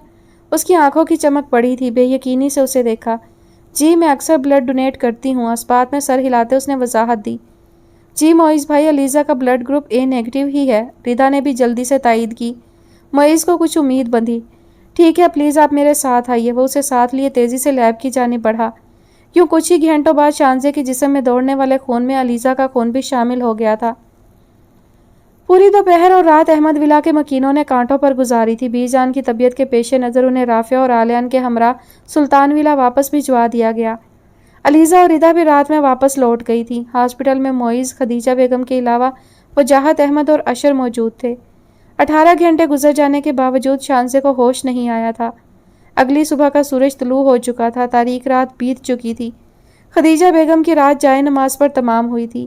اللہ کے حضور گڑ گڑاتی وہ اپنی بچی کی زندگی کی دعا مانگتی رہی تھی، اور دعا سے تقدیر کا لکھا بدلا جا سکتا ہے، بس سچے دل سے نکلی ایک دعا، اور خداوند تعالیٰ کا کرم موت کو زندگی میں بدل سکتا ہے۔ وہ بھی رات پر اللہ سے رحم کی بھیک مانگتی رہی تھی، اور ان پہ اللہ کا کرم ہو بھی گیا تھا۔ سلطان ولا کے مکینوں کی دعائیں قبول ہو گئیں۔ تقریباً صبح 7 بجے کے قریب شانزے کو ہوش آ گیا تھا۔ معیز نے ICU سے باہر آ کے اس کے ہوش میں آنے کی نوید سنائی۔ یہ خبر سنتے ہی کوریڈور میں موجود افراد نے کلمہ شکر ادا کیا۔ خدیجہ بیگم اپنی تسبیح سنبھالتی نفل ادا کرنے چل دی، جبکہ اشر نے سلطان ولا فون کر کے یہ خوشخبری سنائی۔ شانزے کو ہوش میں آنے کے بعد مزید 2 گھنٹے انڈر آبزرویشن رکھا گیا تھا۔ مکمل معائنہ کے بعد اس کی حالت مکمل طور پر خطرے سے باہر قرار دیتے ہوئے اسے پرائیویٹ روم میں شفٹ کر دیا گیا۔ دن کے دوسرے پہر سب اس کے گرد جمع تھے۔ بی جان بلائیں لے رہی تھیں۔ خدیجہ بیگم اس کے قریب بیٹھی اس کا ہاتھ تھامے وقفے وقفے سے اس کے بال سہلاتی اس کے بوسے لے رہی تھیں۔ بیرسٹر وجاہت احمد اور ڈاکٹر حشمت احمد اس سے مل کر پولیس اسٹیشن چلے گئے تھے۔ حسان کے کہنے پہ رسمی کارروائی کرتے ہوئے رپورٹ درج کروائی گئی تھی۔ اشر اور آلیان مسلسل اس سے باتوں میں مشغول اسے تنگ کر رہے تھے۔ وہ تکلیف اور نکاہت کے باعث سن زیادہ اور بول کم رہی تھی۔ اچھا ہوتا جو مر جاتی، کم از کم آپ کی جان تو چھوٹ جاتی۔ ان کے مسلسل طنز اور مذاق سے تنگ آ کر اس نے تنک کر کہا تو چہرے پر تکلیف کے آثار نمایاں ہوئے۔ بکواس مت کرو، لگتا ہے گولی کا اثر دماغ پہ ہو گیا ہے۔ زبان بھی خوب چلنے لگی ہے۔ بی سر درد کی نہیں، بندوق کی گولی تھی جو آپ کھا کر بیٹھی ہیں۔ بے وقوف لڑکی گیٹ پہ کھڑی ہونے کی کیا تک بنتی تھی؟ اشر نے خفگی سے کہتے اسے چھیڑا۔ بلاؤ معیز بھائی کو۔ اس کی ڈانٹ پہ ہمیشہ کی طرح اس نے اپنی پسندیدہ دھمکی سے اسے ڈرانے کی کوشش کی۔ ہاں سب بدل جائے گا، دنیا ادھر سے ادھر ہو جائے گی، بس معیز بھائی کی چمچی بنی رہنے کی عادت نہیں بدلے گی۔ وہ دھیما سا مسکرا دی۔ زندگی کے ہونے کا احساس ہونے لگا تھا۔ کیا زندگی اتنی ہی بے یقین اور بے اعتبار ہوتی ہے؟ جدید دور کی بنی ایک گولی کی محتاج، بس یہی حقیقت تھی اس زندگی کی، جس کا حساب کتاب کرنا ہم صبح اٹھتے ہی شروع کر دیتے ہیں، پھر مہینوں کیا سالوں اس حساب کتاب سے نکل ہی نہیں پاتے۔ انسان ختم ہو جاتا ہے، زندگی کے پلان کبھی ختم نہیں ہوتے۔ کل اس نے لمحہ بہ لمحہ خود کو اس زندگی اور ان رشتوں سے دور جاتے محسوس کیا تھا۔ وہ اس زندگی سے ہارتی جا رہی تھی۔ وہ جانتی تھی زندگی اور موت کی جنگ لڑ کر آج اگر وہ اپنوں کے درمیان موجود تھی تو صرف ان کی دعاؤں اور ان کی محبت کی وجہ سے۔ ہاسپٹل کے بیڈ پہ لیٹے اسے ان کی لامحدود اور بے غرض محبتوں کا احساس ہوا۔ ایک نظر اپنے ارد گرد دوڑائی۔ اشر اور آلیان کے قریب کھڑے کسی بحث و مباحثہ میں مصروف تھے۔ بی جان ظہر ادا کر کے تسبیح تھامے اب کوئی ورد کر رہی تھی۔ امی جان اس کے بہت قریب اس کا ہاتھ تھامے یوں بیٹھی تھی کہ پل بھر کو ہاتھ چھوڑا تو اس کے کھو جانے کا خدشہ ہو۔ اس منظر کو دیکھتے اس کے آنکھوں کے گوشے نم ہوئے اور پلکیں خود بخود بھیگنے لگی۔ مجھے لگا تھا میں آپ سب کو اب کبھی نہیں دیکھ سکوں گی، نحیف زدہ لہجے میں سب نے اسے کہتے سنا۔ اس کی آنکھ میں رکے آنسو بہہ نکلے تھے۔ بے فکر رہو بی بی، اتنی آسانی سے نہیں تم ہماری جان چھوڑنے والی۔ اس کے آنسو دیکھ کر وہ بے چین ہوا تھا، مگر بظاہر اسے چڑھاتے ہوئے کہا۔ وہ روتے روتے نم آنکھوں سے مسکرا دی۔ ان سیاہ آنکھوں میں ایک خاص چمک اتری تھی۔ وہ چمک سب کے لبوں پر مسکراہٹ کا باعث بنی تھی۔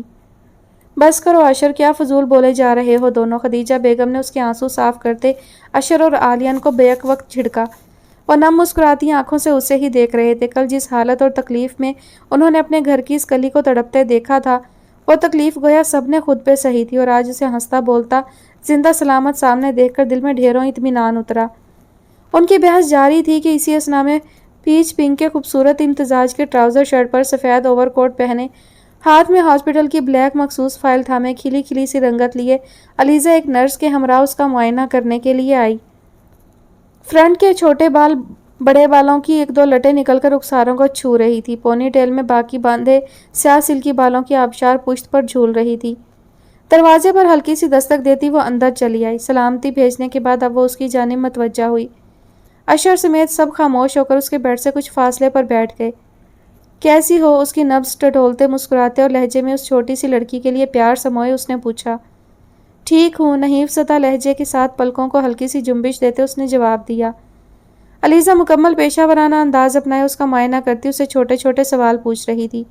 اس کا مکمل چیک اپ کرنے اور ضروری ہدایات دینے کے بعد وہ واپس جانے کے لیے پلٹی ہی تھی جب خدیجہ بیگم نے اسے پکارا۔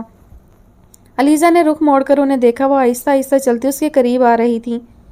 علیزہ بیٹا، تمہارا بہت شکریہ، تمہاری وجہ سے آج ہمارے گھر کی رونق، ہماری بچی ہم میں موجود ہے، تم نے ہم پہ بہت بڑا احسان کیا ہے، ہم تمہارا یہ قرض کبھی نہیں اتار سکتے۔ وہ اس کی مشکور تھیں۔ تم سمجھ نہیں سکتی شانزے ہم سب کے لیے کیا ہے، یہ تو ہمارے باغ کا وہ گل ہے جس کے وجود سے ہماری سانسیں چلتی ہیں، اگر خدا نہ خواستہ اسے کچھ ہو جاتا تو ہم یہ صدمہ کبھی برداشت ہی نہ کر پاتے۔ وہ نم آنکھیں لیے اس کے ہاتھ کو اپنے ہاتھوں میں تھامے بھیگے لہجے میں اس سے کہہ رہی تھی۔ وہ اس کی مشکور تھیں۔ کمرے میں موجود بی جان نے بھی مشکور نظروں سے اسے دیکھا۔ علیزہ چہرے پہ مبہم سی مسکراہٹ لیے انہیں دیکھ رہی تھی۔ وہ سمجھ سکتی تھی اپنوں کا پیار، اپنوں کا مان کیا ہوتا ہے۔ اگر زندگی سے اسے یہ پیار، یہ مان نہیں ملا تو کیا ہوا، لیکن وہ اس احساس کو بخوبی سمجھ سکتی تھی کہ کسی کی زندگی میں آپ کے وجود کا اہم ہونا کیا معنی رکھتا ہے۔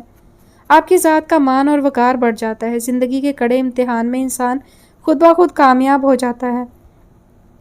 ہاں، وہ سمجھ سکتی تھی، وہ کہنا چاہتی تھی، لیکن اس وقت وہ یہ سب صرف سوچ ہی سکتی تھی اور سوچ کر ہی رہ گئی تھی۔ کچھ کہنے کے لیے لب وا کیے تو الفاظ مختلف ادا ہوئے تھے۔ آنٹی، آپ مجھے شرمندہ کر رہی ہیں، میں نے کسی پہ کوئی احسان نہیں کیا، یہ میرا فرض تھا۔ آپ میری قرض دار قطعی نہیں ہیں، یہ سب آپ کی دعاؤں کا حاصل ہے کہ وہ آج آپ سب کی نظروں کے سامنے ہیں۔ شانزہ یقیناً بہت خوش قسمت ہے کہ اس کے لیے آپ جیسے دعا کرنے والے ہاتھ موجود ہیں۔ انہیں دیکھتے ان کے ہاتھوں پہ اپنا ہاتھ رکھ کے وہ محبت اور رسانیت سے کہہ رہی تھی۔ خدیجہ بیگم کچھ پل اس کی سادگی پہ اسے رشک بھری نگاہوں سے دیکھتی رہ گئیں۔ بے اختیار آگے بڑھ کر اس کی پیشانی پر بوسہ دیا۔ علیزہ متحیر انہیں دیکھ رہی تھی جب اس نے ان کو کہتے سنا، جیتی رہو بیٹی، اللہ تمہیں ہمیشہ خوش رکھے، بلا شبہ تم نیک والدین کی بہت سعادت مند بچی ہو۔ وہ دھیما سا مسکرا دی، اجازت لیتی دروازے کی جانب پلٹی تو بے اختیار چونکی۔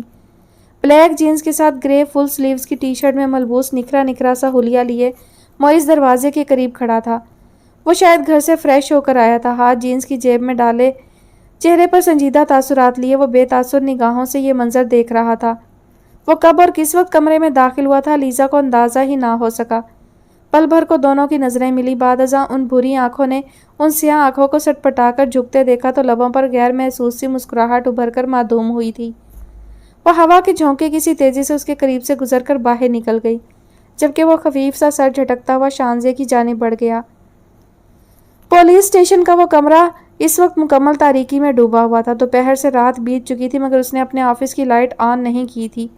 اس واقعے کو 2 دن بیت چکے تھے اور وہ اس روز سے پریشان تھا کہ ایک پل قرار نہیں تھا۔ شانزے کا زخمی سراپا نگاہوں کے سامنے آتا تو درد کی ایک نئی لہر اس کی روح میں سرایت کر جاتی۔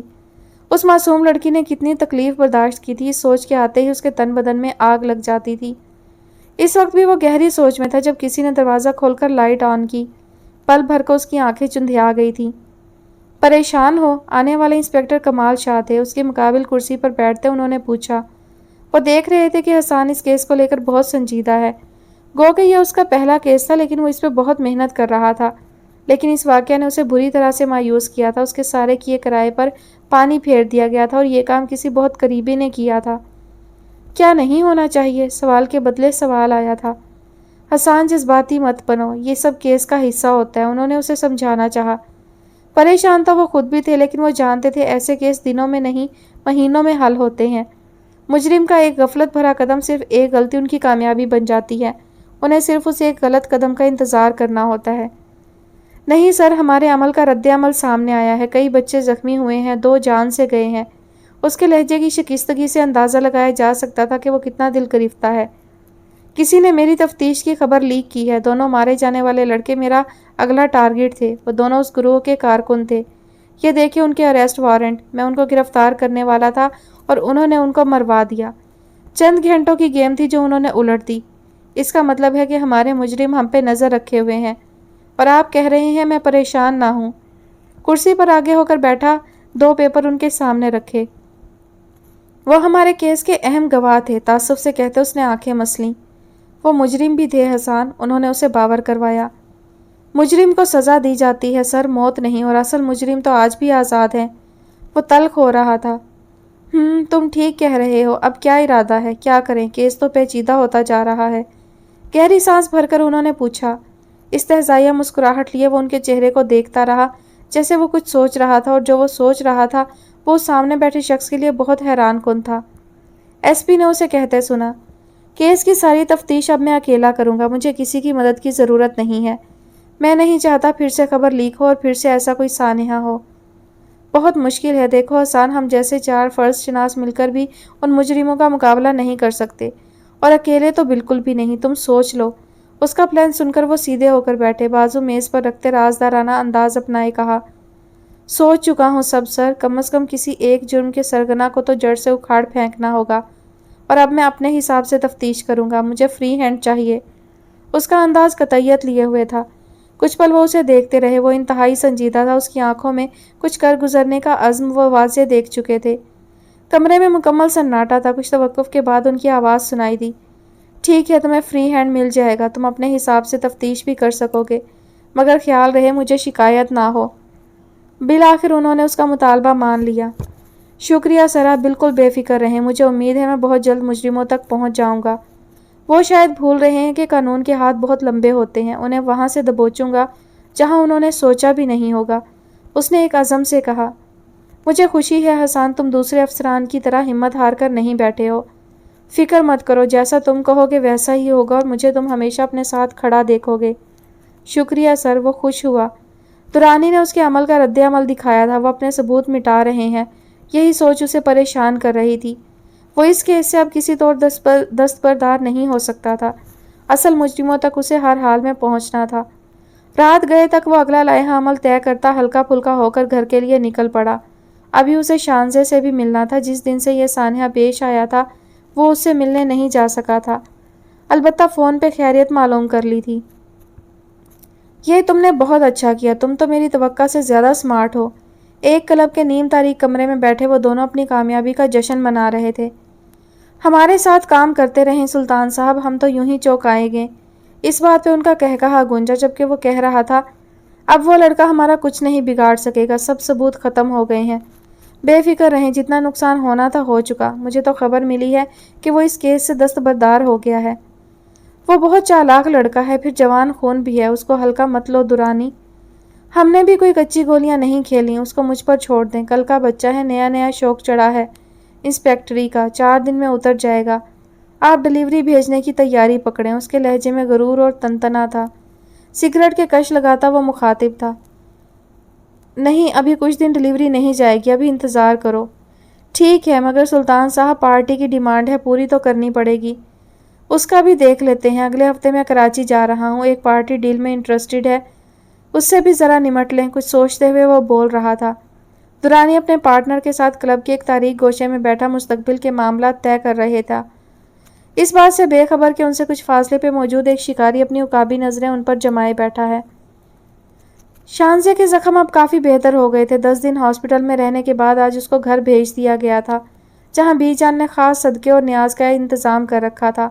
ہاسپٹل میں قیام کے دوران حسان نے 2-3 بار چکر لگایا تھا۔ اس دوران اس کی ملاقات معیز اور خدیجہ بیگم سے ہو پائی تھی۔ وہ پھولوں کے گلدستے کے ہمراہ آتا، چند گھڑی اس کی خیریت دریافت کرتا اور پھر اپنے مشن پہ نکل جاتا۔ پولیس اسٹیشن میں اس نے یہ بات پھیلا رکھی تھی کہ وہ اس کیس سے دستبردار ہو چکا ہے۔ ڈسٹریکشن کی چھوٹی سی کوشش کی گئی تھی، مگر اپنے طریقے سے ان پہ خاص نظر رکھے ہوئے تھا۔ ردا بھی نگار اور خلیل ملک کے ساتھ 1-2 بار اس کی عیادت کو آئی تھی۔ ہسپتال میں علیزہ اور سامیہ نے اس کا خاص خیال رکھا۔ تقریباً 2 ہفتے بعد ہاسپٹل کے کانفرنس روم میں اس وقت مکمل خاموشی کا سما تھا۔ سربراہی کرسی پر ڈاکٹر حشمت سنجیدہ تاثرات لیے براجمان تھے۔ ان کے برابر کرسی پہ وجاہت احمد بیٹھے تھے۔ ہاسپٹل کے شیئرز میں 30% کے حصہ دار ہونے کی حیثیت سے وہ ہاسپٹل کی تمام اہم میٹنگ میں موجود ہوتے تھے۔ 30% کے شیئرز کے مالک حشمت صاحب تھے، جبکہ 20% کے حصہ دار شجاعت احمد اور مرحوم احمد سلطان تھے۔ اپنی نوعیت کا یہ ایک بڑا ہاسپٹل تھا، جس میں کسی بھی اچھے ہاسپٹل والی تمام سہولتیں موجود تھیں۔ ہاسپٹل کے پرافٹ کا ایک مخصوص حصہ ٹرسٹی کے لیے مختص کیا گیا تھا، جس کے تحت کسی بھی ضرورت مند مریض کو علاج کے سلسلے میں ہر ممکن مدد فراہم کی جاتی تھی۔ آج کی کانفرنس کے ایجنڈے کے مطابق سردار مرتضی خان نے اپنے علاقے کے دیہی علاقوں میں 15 روزہ میڈیکل کیمپ لگانے کی دعوت دی تھی۔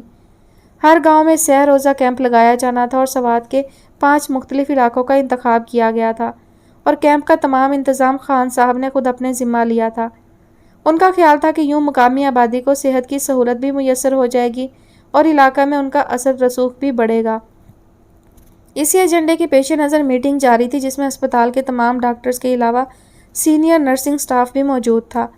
معیز کھڑا بریفنگ دے رہا تھا۔ علیزہ کی حصے سماعت معیز کی طرف جبکہ نظریں وجاہت احمد کے گرد گھوم رہی تھیں۔ آج وہ انہیں دوبارہ دیکھ رہی تھی اور آج بھی انہیں دیکھ کر اس کی وہی کیفیت تھی۔ اپنی کیفیت پہ وہ خود بھی حیران تھی اور اسے کوئی نام نہیں دے پا رہی تھی۔ ان کی شخصیت اسے اپنی جانب متوجہ کرتی تھی۔ انہیں دیکھتے جانے کیوں وہ بے اختیار ہو جاتی تھی۔ آج بھی انہیں دیکھ کر وہ اپنے خیال میں محو تھی جب ڈاکٹر سامیہ کی آواز پر چونکی۔ وہ غالباً ڈاکٹر معیز سے مخاطب تھی۔ نہیں معیز، میں نہیں جا سکوں گی، آئی ایم سوری۔ معیز نے شاید اسے میڈیکل کیمپ پہ جانے کا کہا تھا۔ وہ کچھ پریشان تھی اس لیے رسانیت سے انکار کر دیا۔ علیزہ اس انکار کی وجہ جانتی تھی۔ وہ کچھ نہیں کر سکتی تھی اسی لیے دل مسوس کر رہ گئی۔ میرے خیال کے مطابق ڈاکٹر نور، معیز اور ڈاکٹر نعمان جائیں گے۔ مس نور کا پہلا تجربہ ہے اس لیے اس کو جانا چاہیے اور معیز تمہاری ذمہ داری پہ ڈاکٹر نور جائیں گی۔ ان کو گائیڈ کرنا، ان کا خیال تمہاری ذمہ داری ہوگی۔ ڈاکٹر حشمت نے کچھ پل سوچنے کے بعد سب کی مشکل آسان کرتے ہوئے ٹیم تشکیل دی۔ علیزہ نے چونک کر پہلے ڈاکٹر حشمت کو پھر معیز کو دیکھا۔ وہ اسے ہی دیکھ رہا تھا۔ لیکن بابا، میری اور ڈاکٹر نعمان کی غیر موجودگی میں آپ ہاسپٹل اکیلے کیسے سنبھالیں گے؟ وہ اپنی سیٹ کی جانب بڑھ رہا تھا جب ان کے فیصلے پر حیران ہوتے ہوئے رک کر پہلے علیزہ کو پھر انہیں دیکھا اور بے اختیار کہہ اٹھا، میاں تمہارے آنے سے پہلے بھی میں ہی ہاسپٹل سنبھالتا تھا شاید۔ آنکھیں سکیڑے انہوں نے اسے جتانے کے انداز میں گھورا۔ سبھی مسکرا دیے۔ وہ خفیف سا ہوتا اپنی سیٹ پر جا بیٹھا۔